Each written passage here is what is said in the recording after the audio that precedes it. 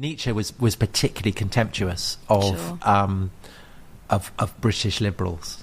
Okay. I mean, even when he's writing in the late 19th century, he preserves his particular scorn for British liberals, who he singles out that they want to keep the fruits of Christianity while banishing everything that the tree. And I think that if he came and took a temperature check on the intellectual state of Britain now, he would be even more contemptuous, probably, because at least back in the 19th century, British agnostics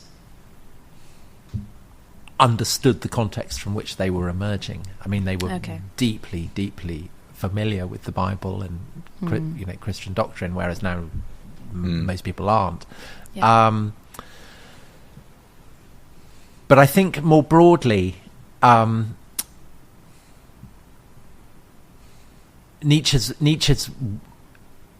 perspective at the end of the 19th century was that the death of God was bound to create times of fearsome convulsion, kind of age of blood. Okay. And of course he was absolutely right, because effectively what he was prophesying was the emergence of fascism. Sure. And I think that what Nietzsche didn't see, well, maybe he did actually. So I think that fascism has slightly rebooted the Christian inheritance because it's given us a new mythology. So people now in the West, by and large, are not familiar with the Christian myths of heaven and hell, of angels and demons. Sure. But we have a new mythology that essentially has taken the place of that earlier Christian mythology, because instead of demons we have Nazis, instead of the devil we have Hitler, instead of hell we have Auschwitz. And why did the Nazis play that role? Basically because they, unlike, say, the French revolutionaries or the Russian revolutionaries, who certainly targeted institutional Christianity but didn't target the fundamentals of Christianity, the moral fundamentals of Christianity, namely the idea that there is a kind of universal human dignity, and the idea that the first shall be last and the last shall be first. Yeah. The Nazis basically repudiated both those ideas. Yeah.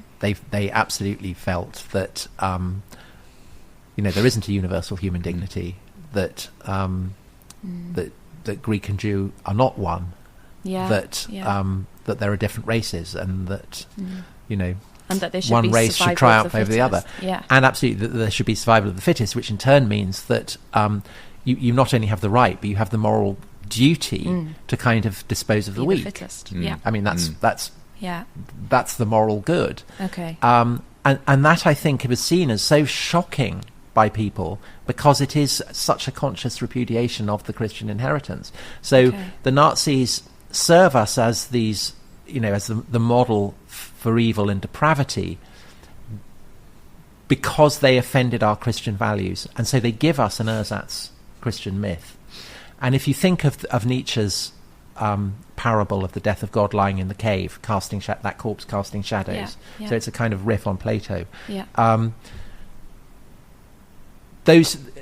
Our obsession with Hitler, our determination to call anyone we disagree with a Nazi, is a flickering of the shadow of the corpse of God, I think. But if that's so, then it leaves open the question: how sustainable is that mythology as the memory of the Second World War and the Nazi period fades? Is that mythology strong enough to maintain our values in the way that historically Christianity has been?